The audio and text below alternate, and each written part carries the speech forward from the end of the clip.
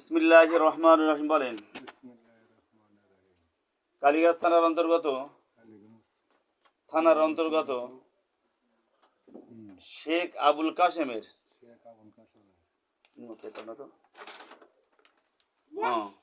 মোহাম্মদ সাইফুল ইসলামের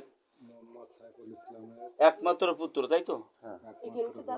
মোহাম্মদ জাকির হোসেনের সহিত, ঠিক আছে, যে ওর পোশাক বাদে 1,00,000 টাকা দেনমোহর রেওয়াজে মুসলিম শরিয়া মোতাবেক উপস্থিত সাক্ষীকারের সম্মুখে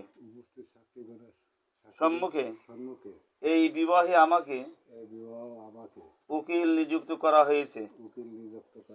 তুমি কি এই বিবাহে কবুল আছো? আমি বল আলহামদুলিল্লাহ কবুল। এরা শুনবে সকলে। শুনেছেন আপনারা? বিসমিল্লাহির রহমানির রহিম। কালীগঞ্জ থানার অন্তর্গত